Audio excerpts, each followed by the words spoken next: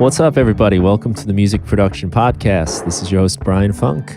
I make music as Afro DJ Mac, and today I'm very excited to have a chat with Underbelly. What's up, Underbelly? How you doing? I'm doing awesome, man. I'm so thankful that you're taking the time to do this. I know you're a busy man. My pleasure. I love your videos. They're really entertaining and very useful too. Thank you. I watch a lot of stuff online, tutorials, and just whatever's going on with people making music. And your videos are like ones like if I have them on, my wife will like start paying attention and laughing a little bit just because of like the humor and stuff. Right on. So you bring like a cool element to it. I enjoy it very much. Thank you, man. Yeah, edutainment is the future. There you go. Nice. So, can I ask you maybe to tell people a little introduction about yourself? How you came up and what you're working at. Yeah, so I'm Underbelly. I do a YouTube channel called You Suck at Producing. I've been doing it for a couple years now. Do weekly YouTube production tutorials, mostly focused around Ableton. They're funny. I try to make them entertaining and also, like you said, informative. Recently, I've also started teaching at an electronic music school called Pyramid in San Francisco. So I teach there twice a week. I do 3 classes. And then in the meantime, I'm just working on my own tunes, basically, and doing private lessons with people that I usually just get from my YouTube channel. Very cool. What are you teaching at Pyramid? What courses?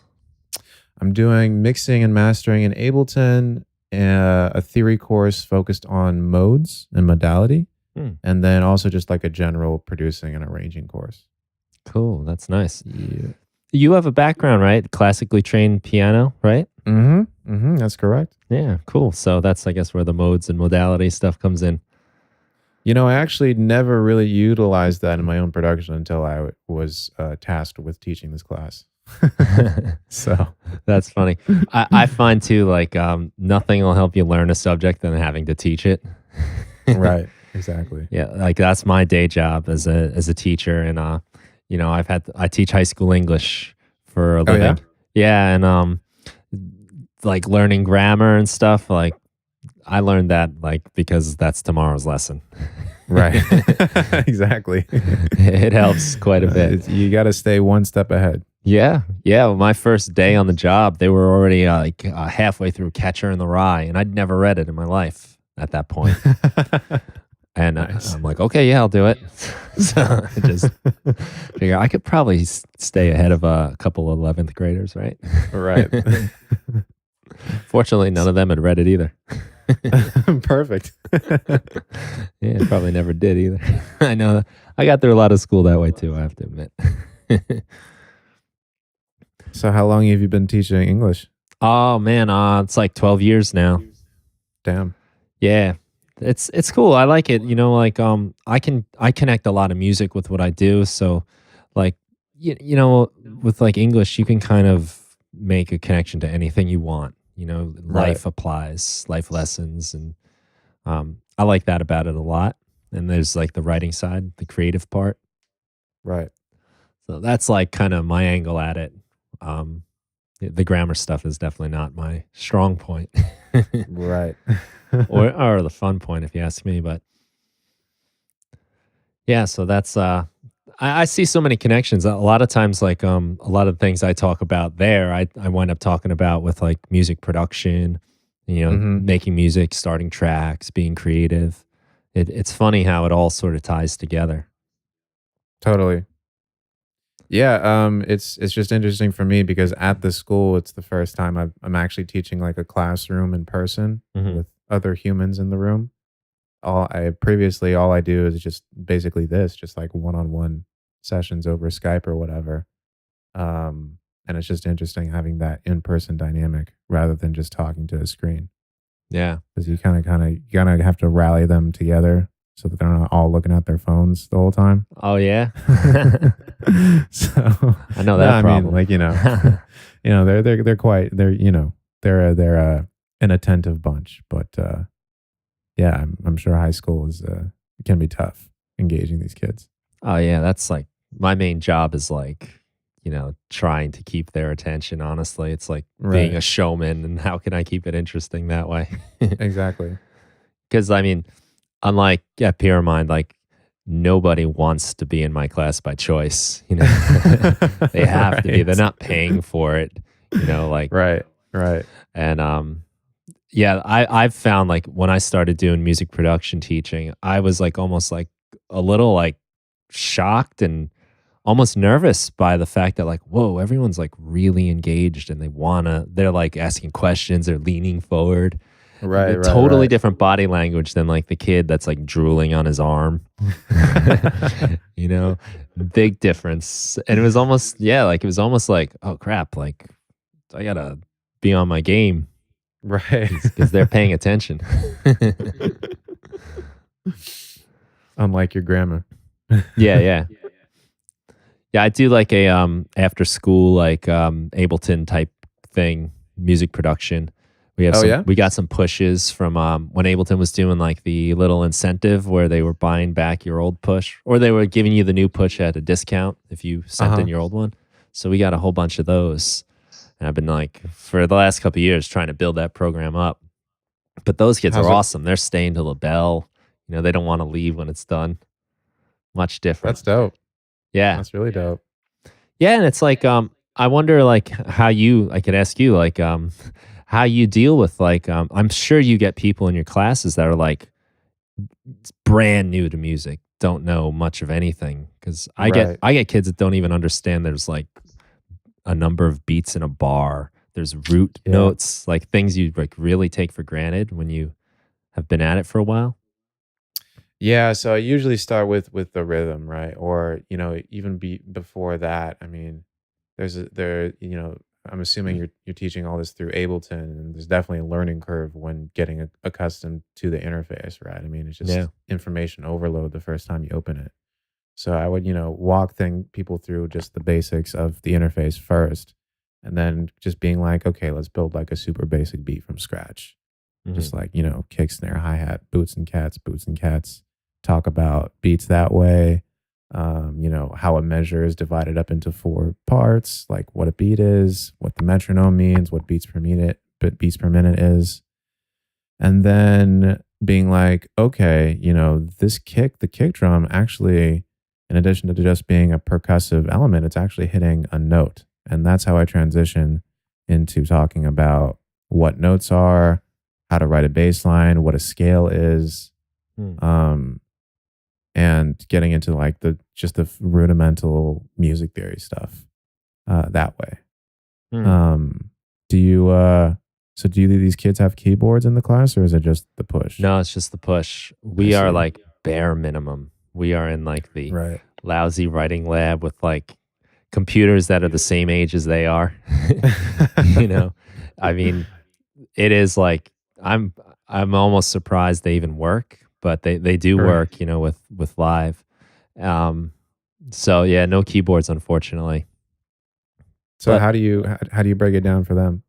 well, it's right now the way it's been. Like I don't get it's not like a whole group comes in and we're starting. It's kind of like whoever shows up. Right. So I kind of feel the kid out with like, all right, what do you play an instrument? Do you have any understanding? Some kids are in band and they're a little bit easier to work with in that way. But Mm. the kids that aren't, it's a lot of like the first thing I really want them to do is have fun. Yeah. So like here, see all these colored buttons? You're allowed to touch them. Kids are so used to like not being allowed to do anything. So like Right. just the fact that they can actually touch it, they're like, "Oh, cool." And It then makes noise. yeah, yeah. And then, little by little you start saying, "Okay, well like let's say you want this to repeat and show them like very basic beats like you said and just then variations. Right. Um yeah, it can be tough but the good thing is if they're showing up for me, it's after school so they want to be there. They want to learn, Right. so they're a bit self-motivated. So Totally. I can usually give them a couple things to fool around with and then let them explore and then come back every few minutes, see what's going on. Cool. Yeah, it's always fun to see, like, that first kinda moment when a kid's like, "Whoa, Right. oh my god, like, I'm Right. making a beat. This sounds like music." No, yeah, it makes it all worth it. Yeah. Yeah, I can remember those feelings, like, the first time I ever played, notes on my guitar, I was like, couldn't believe it. That was enough to keep me going for months. Right, exactly. Yeah. Yeah, I didn't have, like, I wasn't in school band or anything, and when I first played a guitar, um, I didn't even know if I had a guitar I could play the songs I heard on the radio, like, never occurred to me. I was 14 years Right. old, and I never thought, like, I could get a guitar and do that. It wasn't until a buddy of mine showed me. He just taught me, "Enter Sandman" by Metallica, and I Nice. was like, "Whoa, this kinda sounds like it." Yeah, for me, I mean, I started with classical piano when I was 7, and it was just something that me and both my siblings had to do. There Mhm, was just no way around it. Um, so I didn't really start well, I definitely enjoyed playing certain pieces in the beginning, but I didn't really start being like, "Okay, I could actually use this as a mode of self-expression" until way, way later, way mhm. later. What got me into electronic music was, DJ Shadow, Oh, cool. Introducing, that album, and I when I discovered that it was all just vinyl and samples and all that stuff, I was just like, "Wow," blown away. So I got, like, a shitty ass turntable, I got, like, the cheapest MPC I could find, I started collecting vinyl at the local record store, pulling it apart, and then, like, a year later, I think, was when I first started messing with Ableton. And then only much later, after I had worked with samples for a while, did I start to incorporate some of the knowledge that I gained from classical piano into my production. And at that point, I was like, "Oh man, thank God my parents forced me to do this shit. It just makes it so much easier." Yeah. Now, was there, like, a gap in your piano playing to when you got into doing, like, DJing? You mean when was there a point where I stopped playing piano? Yeah, like, were you playing consistently throughout? No, I was playing consistently throughout. Mm. I only stopped taking lessons very recently, Oh, like yeah? a year ago. Oh, cool. That's awesome. So, it's kinda funny how that works, right? Like, it's like one of those, like, mom was right kinda moments maybe. Oh yeah, 100%. Because I vividly remember wanting to quit a Uh-huh. lot, Yeah.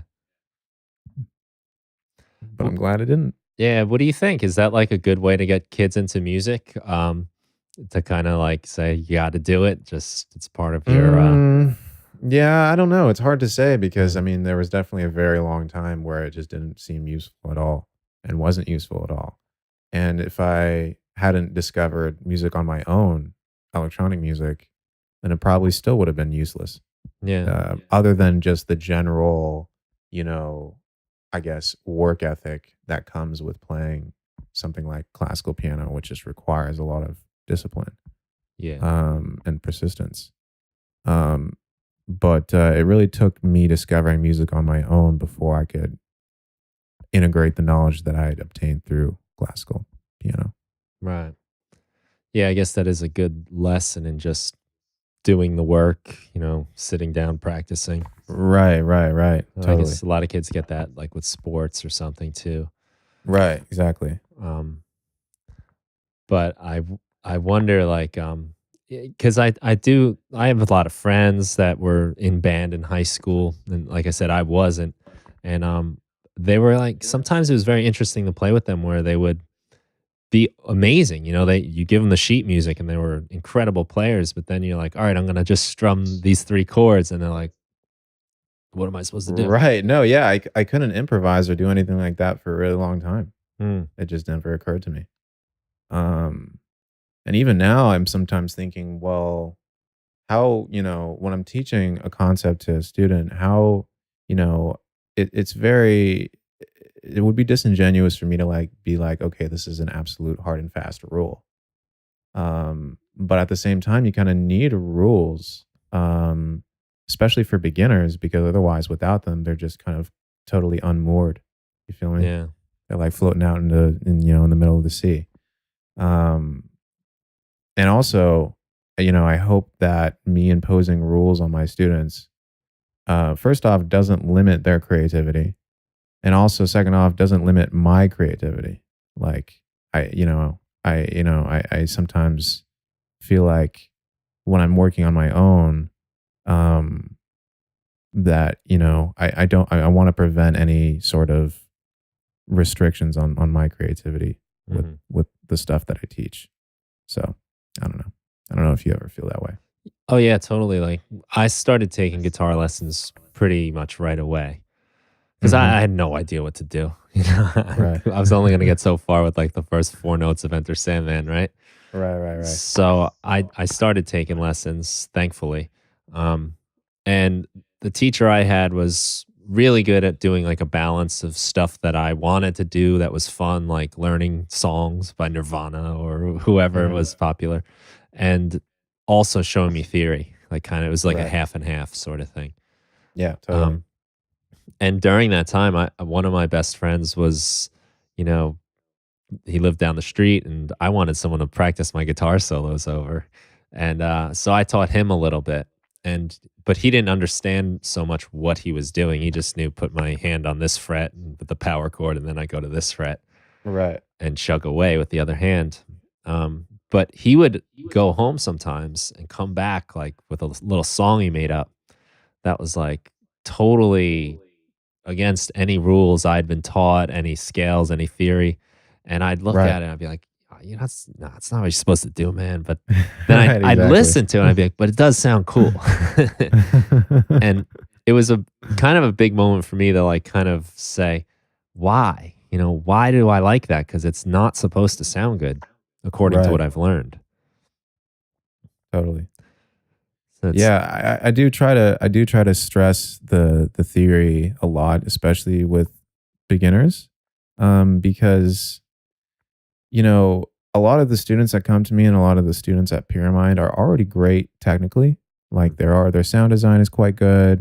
They have some knowledge of mixing. They know what EQ does, what compression does, all the production stuff. They're pretty good at, and then they just want to get better at the technical stuff because to them the mix and master is really what's going to make the song pop. That's the magic touch.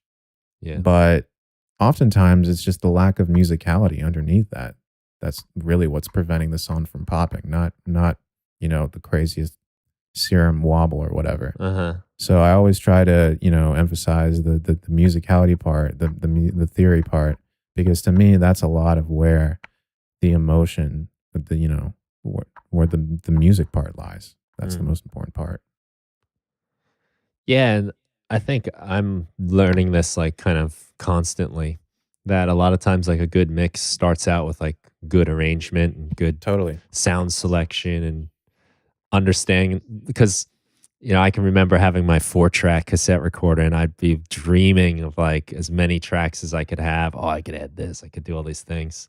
But Right. you can only bounce those 3 tracks to one so many times before it just sounds like nothing. But once I got, like, into the computer stuff, and then I could do, an infinite number of tracks with every single overdub imaginable, all of a Right. sudden, it's like, now it just sounds like nothing again.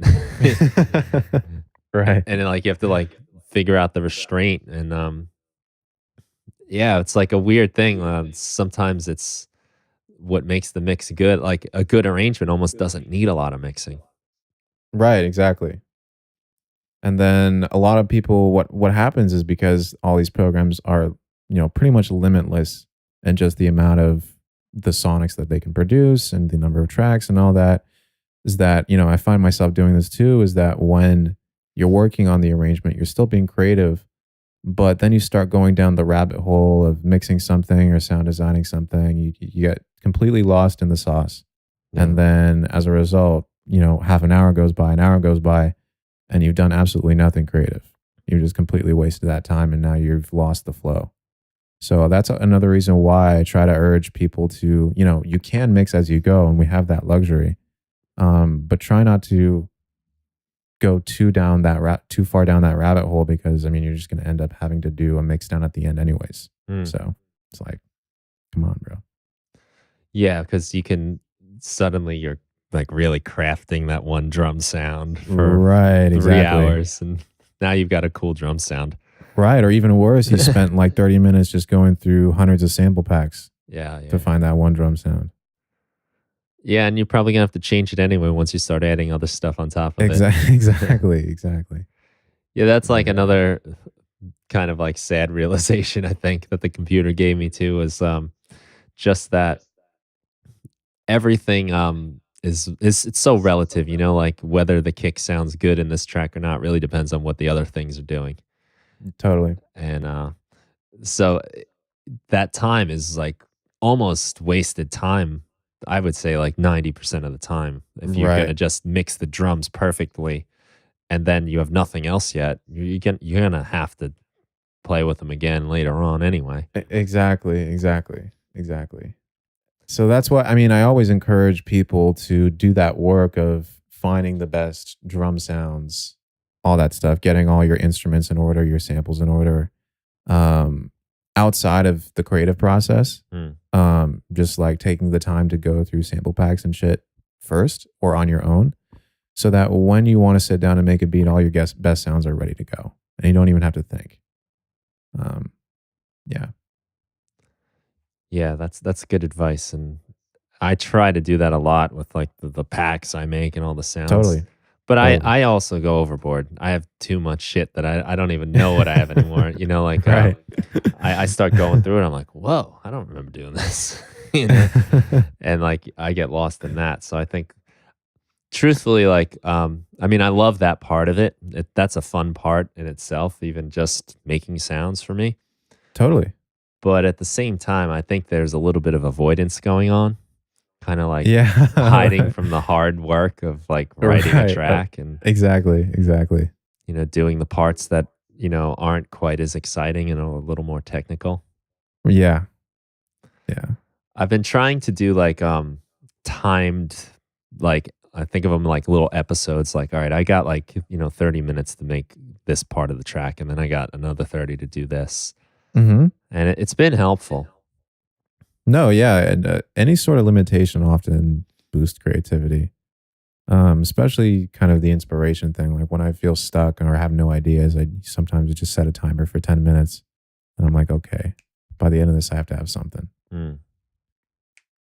It's amazing, like how you're able to sort of like decide what is necessary and what is not. Right. I definitely, if I'm being honest, I spend a lot of my time on the stuff that's not really necessary. Yeah. I mean, me too. Me too.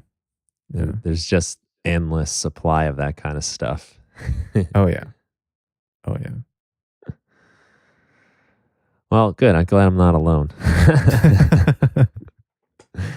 It seems like everyone's going through a lot of these issues, and Right. I mean, it's basically unprecedented, right? I mean, something like Splice or whatever has only mm, been around for however long. Previously we were all limited by our gear. Only now is the potential. Everybody has the same gear now, yeah. basically. I mean, everybody has a fucking laptop. Everybody has a copy of Ableton, cracked or not, and now it's just, well, what can we do with this? Um, We can screw around testing Screw every around, snare right, drum. and never finish anything. Yeah. Well, I think it's even true with like hardware gear too, because it's pretty easy now to just order something, try it out, and send it back if you don't like it, or sell it on Right, eBay. right, And I think I used to get like a much closer relationship with my gear when I was younger, and it was the only thing I had. You know, I had to right. learn. I had to like try to like it. You know, you'd like would try to like it.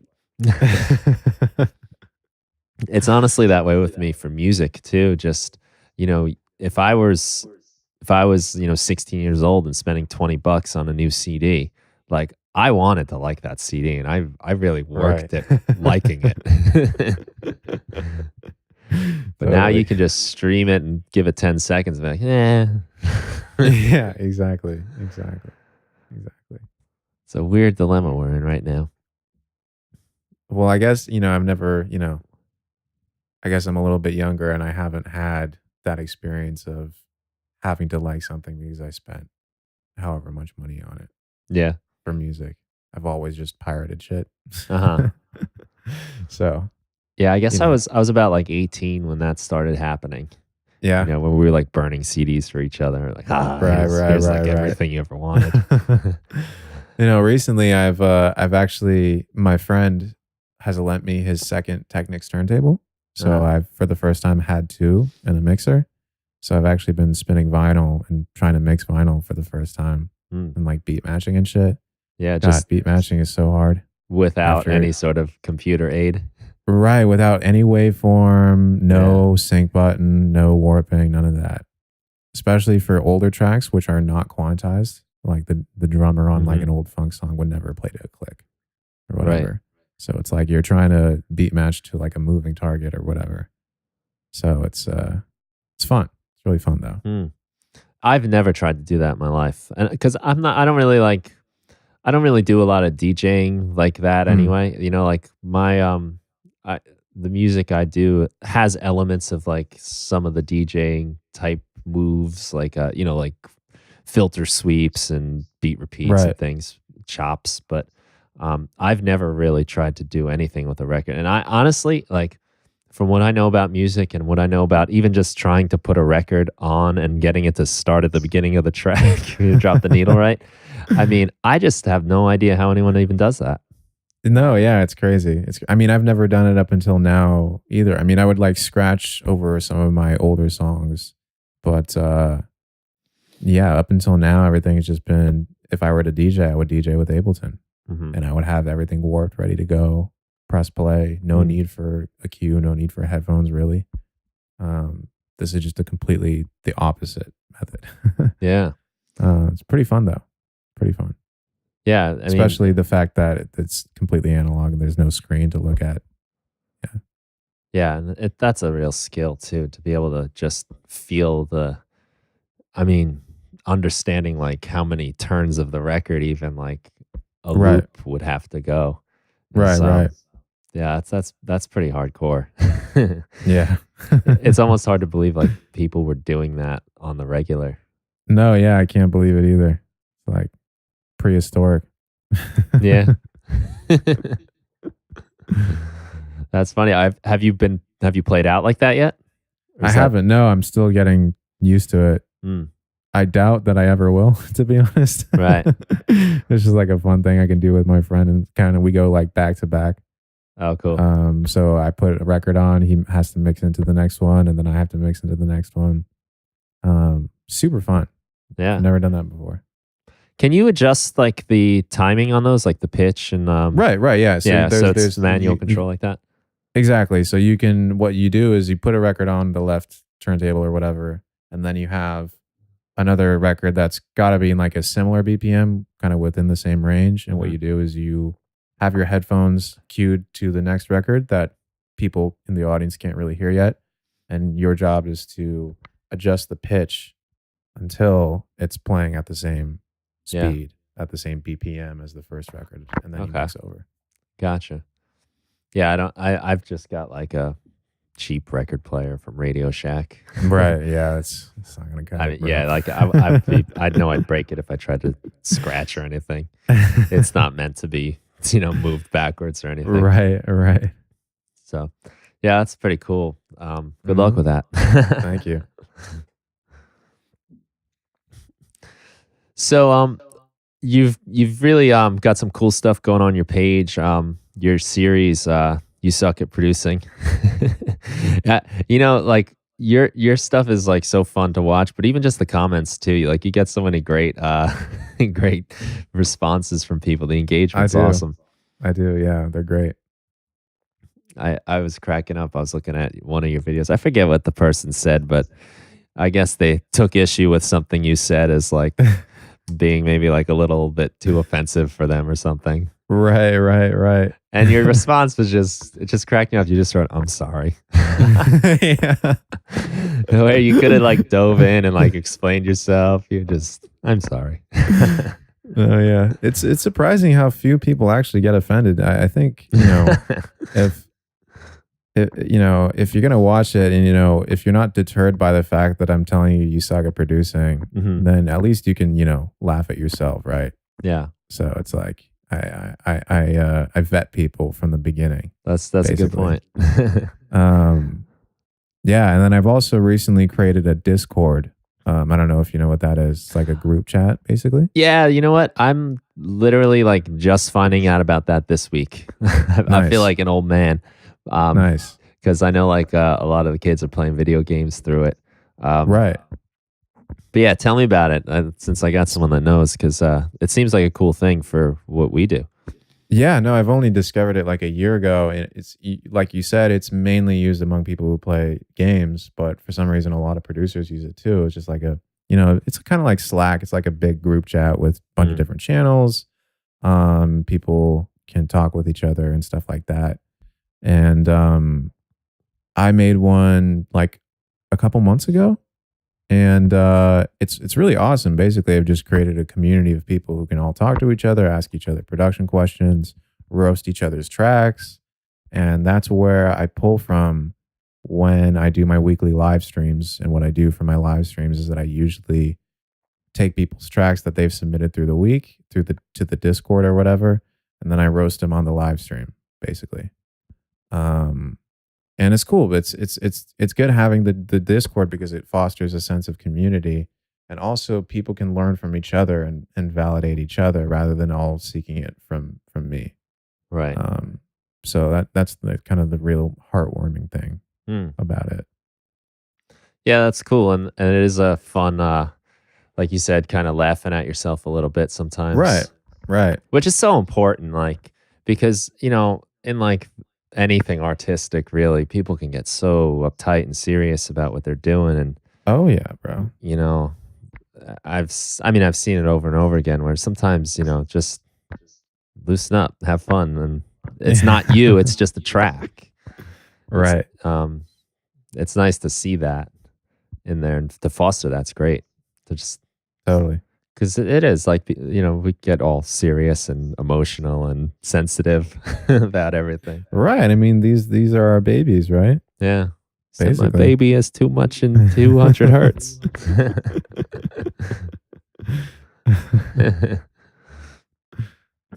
um, yeah, I got a big kick out of one of your last ones with the energy. you got Yeah, yeah. you got this fictional, I assume fictional character Derek, who Right. reoccurs quite often through your tracks. Mhm. You measure his energy level in Adderalls. Yes. But like Yeah, as it's just funny as it is and silly as it is, like it is like a really important point that like you need to understand when you're producing a track. The totally. dynamics are almost everything, Totally. in Yeah, emotional I impact. mean, yeah, like yeah, I totally agree. I mean, I have so many students, so many people, you know, be like, I can't finish the song or it sounds like just the same 8-bar loop over and over again. And I'm like, yeah, if you have the same 8-bar loop over and over again for the duration of 3 or 4 minutes, nobody's going to get through that shit, Hmm. especially from somebody of our ADHD generation. Right.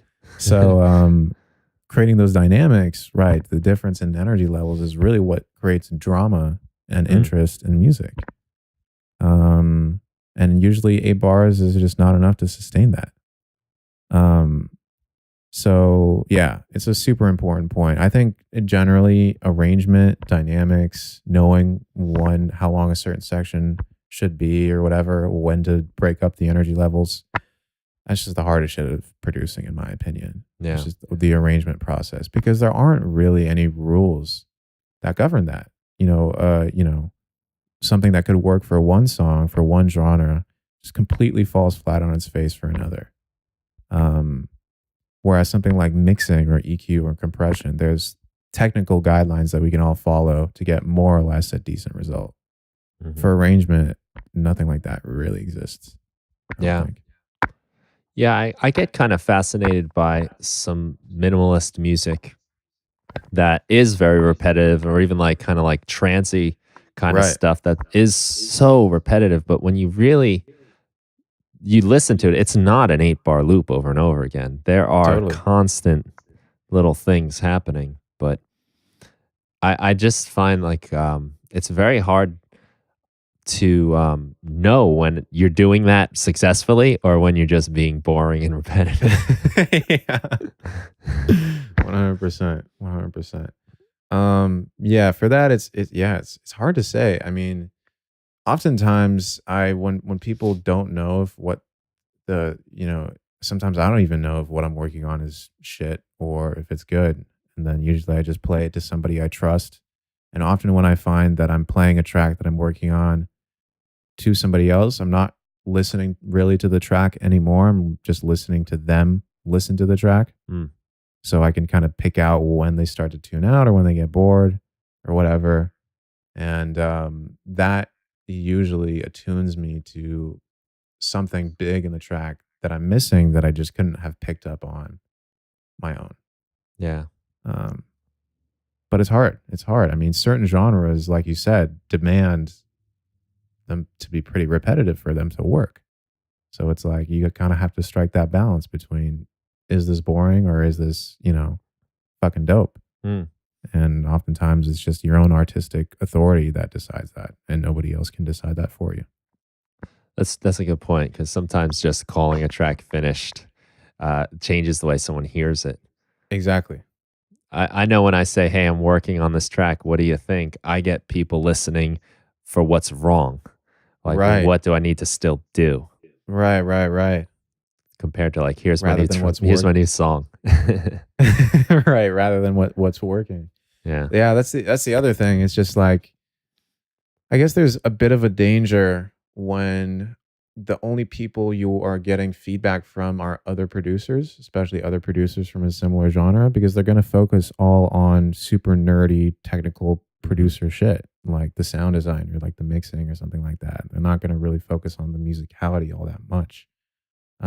So I guess it can be dangerous getting into that like SoundCloud comment feedback loop where people are just like commenting on the sound design and not really necessarily the musicality. Um, but yeah, I totally feel you there. Calling something finished radically changes the perception Mm. of a track. Yeah, and having like a person that is going to tell you, "Oh, which compressor did you use? Is that the waves or is that the?" Right. Where, I mean, no regular human being is even thinking about that kind of crap. Right, exactly. Exactly.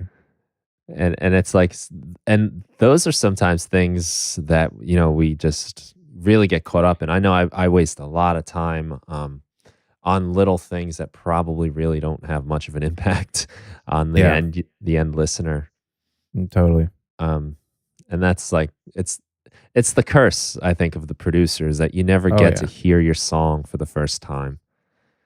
You Yeah, yeah. always you're too married to it. You always hear it from like what it started as and what it is now, and you don't just get to like put it on and be like, "Oh, what's this? And is it interesting? Is it taking me on a journey?" Right, right. I mean, I guess the only solution there would be to just take a break from listening to it for a while, then coming back to it, so you aren't quite so emotionally attached. I That's Uh, an essential part for me. yeah, I have to do that, even if it's just totally. a couple days.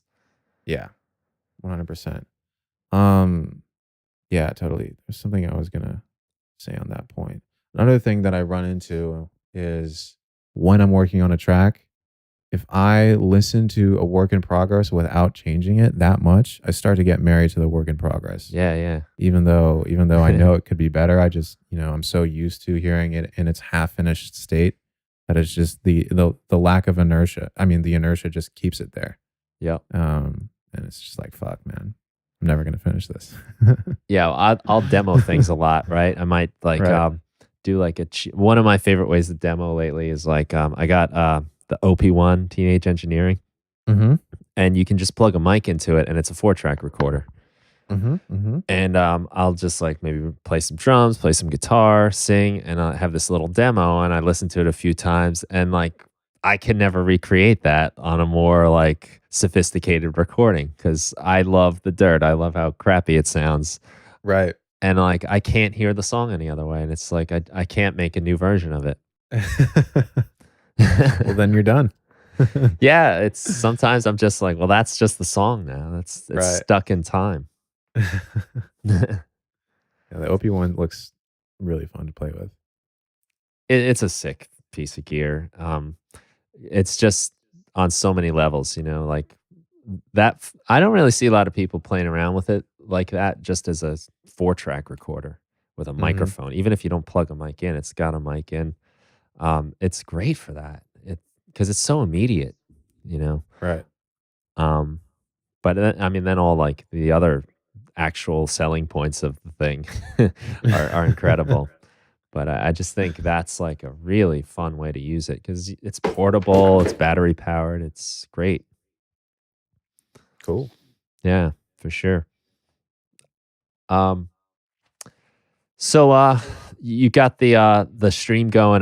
You got any plans in the future? Like, are you working on new stuff? Are you just trying to refine that? Are you doing any sort of touring or anything? I really do want to tour, but I suspect that I probably won't be able to get to do that until um, I have a body of work that I'm really really happy with, Hmm. and promote it and push it in a way where people actually see it and give a shit. Because right now, way more people know me as some YouTube tutorial guy rather than a musician. Yeah. And I do kind of want to break out of that. I'm very grateful for all the attention I've gotten as a YouTube tutorial guy. But it's not the end goal for sure. Hmm. um, but yeah, I'm doing kind of these live performance videos, which are quite fun.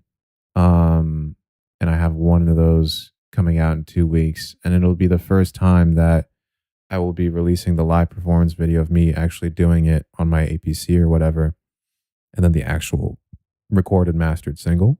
Hmm. Um, and I'm Nice. pretty excited for that. Um, and then yeah, just finishing up a body of work that I'm really happy with. And then trying to tour around that. Mm. That's the goal. Yeah, I like those performance videos you have. Where Thank you. I assume they're somewhat improvised. I'm not exactly sure. Um, Somewhat, yeah. there's definitely seems to be like a purposeful direction to a lot of it. But Right. you put it together really nicely where it's very fluid.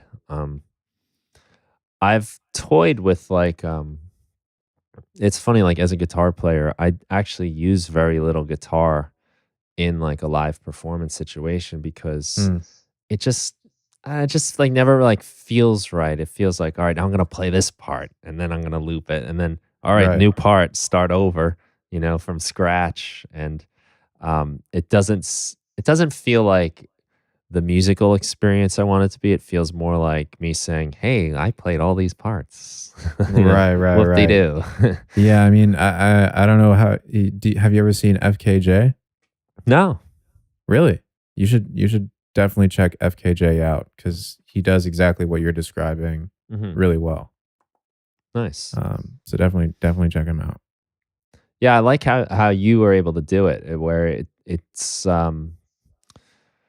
I guess the best way to explain it, it feels like the music is supposed to be that way, and it's not just a demonstration of like what you can do with the technology. Right, exactly, You know what I'm exactly. saying? I don't want yeah. I mean, the thing is there needs to it's gotta be a balance there, right? Yeah. I'm conscious of the fact that my audience is on YouTube and they probably wanna see me, like a visual have something be visually interesting. And also, I'm bored if I'm just pressing play. Yeah. Um, so I want to be able to both engage people watching and also have fun actually playing the shit out. But at the same time, at the end of the day, it's got to be about the music, right? And it can't just be about me wanking away at my Hmm. keyboard, because you know it's boring. Um, Yeah, I and think it's as amazing as that is, it's kind of like a novelty. It's like a right, gag. exactly, Yeah. exactly. um, But, yeah, that's what I'm trying to do now. Just trying to find a way to bridge the music that I'm producing outside of the live looping setting, Hmm. and making that as great as it can be. And then trying to find a way where I can actually play it out live in a way that doesn't feel forced, or it has room for improvisation, um, and kind of coalesce those two worlds together. Because Mm, right now I feel there's a bit of a separation between the stuff that I'm able to do on my keyboard and the stuff that I'm producing on my own. right. Yeah, that's cool. That's a good goal. Hmm. So how do you I have to imagine that a big part of your success is the discipline. Because you're pretty regular with your streams and your videos. It's I think Sunday, Hmm. Thursday, if I'm not mistaken. Sunday and Thursday, yeah. Yeah. So um how do you balance that? So how do you keep that going, which in of itself is a pretty big undertaking, as well as actually trying to, produce your own music and build that other side. Yeah, yeah. I mean, it's easy to get distracted. I use a website called stick.com. I don't know if you've heard of it. Is that the one where you get like punished if you don't do something? You get Right, hit right. with a But you stick? punish yourself. So, if, Okay. for example, if I were to not, um, like if I miss like a Thursday or miss a video upload, um, it would donate $50 of my money to a charity that I hate, Yeah, like the yeah. NRA or some shit. And so far, that's been a pretty effective deterrent. One thing I've realized is that you can't really rely on motivation that much because Mhm, it comes and goes. So the next best thing is a schedule or mm, discipline. But with regards to balancing making music and teaching people and all that stuff, yeah, it's tough. I would hate for the teaching and all that stuff, the YouTube channel, to take away from actually making music, because at the end of the day, that's really what it's all about. right. Um, but yeah, I've definitely let the music thing slide in the past, even now, in favor of the YouTube stuff. Yeah, I hear you. I mean, I'm asking you as someone that needs Right. help with that. And it's Because funny making what music is hard. yeah, it is hard. And what you said, I actually, maybe you remember in high school all the like cheesy posters with the quotes, like the kitten hanging on the limb, hang in Right. there. Hang in I, there. I made one um, that says, "Don't rely on motivation, rely on discipline." Right. Almost exactly what you just said. It's Jocko Willink, Uh huh. Navy SEAL, nut job, who's up at 3:30 in the morning working out every day. Yeah. Right. But it's like it's really true because like the motivation thing is like I'm motivated to take a nap. I'm motivated to Yeah. watch some TV right now or something. Yeah, yeah, totally. Totally. So I find like what is nice though, if you can keep that discipline of like actually doing something no matter what, whether you want to or not, usually you get motivated and inspired along the way Right. Exactly. most of the time. Exactly. Because I think, like you love making music. I love making music. So even if I Right. feel lazy about it, like once I get going, something will kind of spark and Right. I mean, definitely sometimes that happens, and when it does, it feels great. But other times, I think everyone has to find their own balance of forcing it and not forcing it. mm, Because if you're just forcing some shitty beat out, of course it's going to be garbage. yeah, Um, and if you're consistently doing that and you're not enjoying it, then why are you making music? So there's definitely been periods of weeks, months where um, I'm not inspired to do anything, and everything I'm making is just garbage. But yeah, I think it's just a matter of finding that balance between forcing yourself to work on something even though you don't want to, um, and then also just giving yourself a break from time to time. mm, And I'm still trying to figure out that balance. yeah, that's a good point. I think there's like a certain amount of like shit you have to shovel through to get to the good stuff too. Right. Definitely. You know, Definitely. you got to get that out of the way. Yeah. But yeah, it's funny because like yeah, you do want that discipline, but you also don't want to just be I'm only doing this because I have to, and I hate my Right, right. life. You can't, I mean, it's art. You can't be a Navy SEAL about it. Yeah, it's very true. Everything. It's like such a balance, you know. It's like this like really thin line. You got to be walking all the time, and the line is always shifting and moving and Yeah. blurring. Yep. But I try to remember that that's probably why it's fun and why it's so engaging and exciting Oh to yeah. do. Because if it was easy to crank out a hit after a while, you'd be like, Everybody whatever. would do it. Why am I even bothering? um. So I just want to ask you quick, kind of out of my own curiosity, how much time do Mhm. you spend like preparing some of the videos? Like, again, like the humor that you do, and like the approach, like it it it, it definitely must have some sort of like kind of planning, like even just like your tracks, you know, like the way you name them, just because you're gonna call it that, you Right. know. Um, how much time do you spend it? I mean, I guess it's not any more than a week. Right. I mean, usually I don't I put it off until like the day before, 2 Hmm. days before. And always the hardest thing is coming up with an idea. But once I have that, I usually kind of write out like a script or a skeleton of a script. And then it usually takes me at least a couple takes of me actually doing it on my computer until I find something that's, usually it's a balance of the script and then also me just improving and fucking around. Yeah. Um, but yeah, sometimes it takes like 20 takes, sometimes it takes like three. Mhm. And then after I have something in Ableton that I'm happy with, the screen cap, I just do the quick intro, outro, and then the thumbnail, and then I post it up on Thursday. Nice. Yep. Yeah, that's cool. Like It's I still have no idea what I'm going to do this week. So if you have any suggestions, yeah, right. I wish I did. But it has like there's a good flair to it, you know, where it has like there's a clear direction, but you can still feel the fun in it. You know, it doesn't hmm feel like overly um produced. yeah, I try not to do the main YouTuber thing where they like have a cut every like half a second. Oh You know what yeah. I'm talking about? Yeah, every silence is edited out. Right, exactly. Yeah. Yeah, that is probably the biggest contributor to the ADD world we live in Yeah, now. yeah, yeah, maybe. Just like no one breathes anymore. We don't have time for you to breathe before you say your next sentence. Right, right, gotta maximize watch time. Yeah, right? It's like that person that you talk to that you can never get a word in. Right. Yeah. Nice. So, yeah, I want to be respectful of your time. You've got some videos to make, I'm sure, and some Yep. music.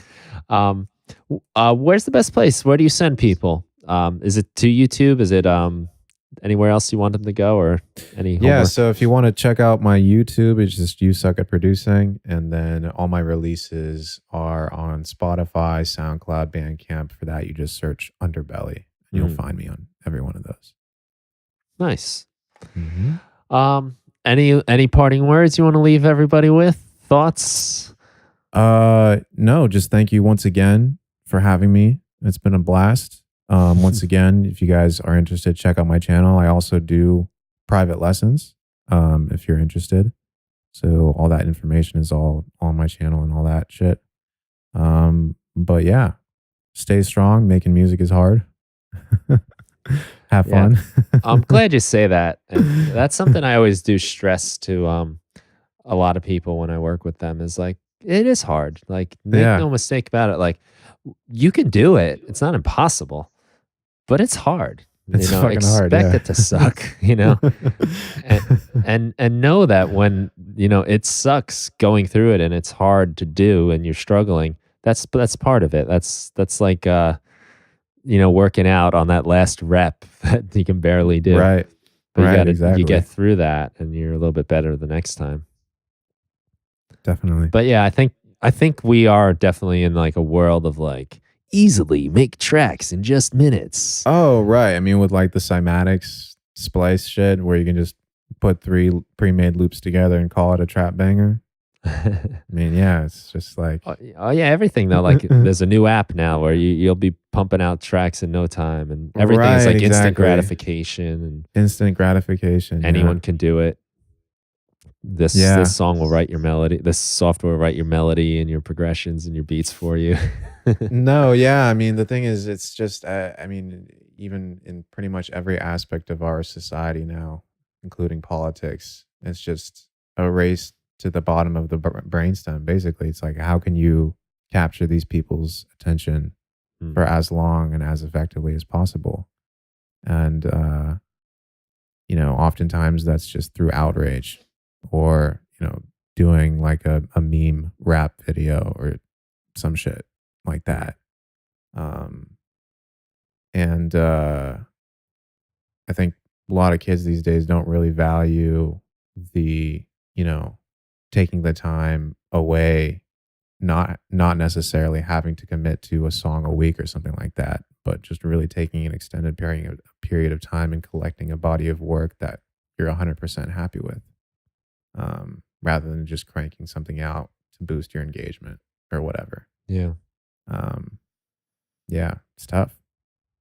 Very hard. Yeah, it is. And when everything is trying to pull you in another direction, and there's Exactly. all the promises of the easy way out. Exactly. It, And at it, the same time, I can't complain because I mean, 5 years ago, I mean, I wouldn't have been able to I make a living off this shit now. yeah. I wouldn't have been able to do that without social media and all this stuff. That Mhm. is the main contributor to the problems we're describing. so, so There's yeah, someone out there being it's like, "You assholes! yeah, right. Don't you realize what you're doing? You're on a podcast right now." Right, exactly, exactly. That's So funny. it's like, it's a give and take, right? Well, thank you so much. I do Mhm. appreciate your time. It's really nice talking to you and getting to You too, hear a man. little bit about what you do. We'll say Mhm. goodbye to the people at home, and then we'll wrap up. Okay. All Thanks, right. folks, Peace for out, y'all. listening. Thank you This guys. is Underbelly. Well, Underbelly's the guy I'm talking to, not this guy. That's me. And I'm Brian Funk. Thank you very much for listening to the Music Production Podcast.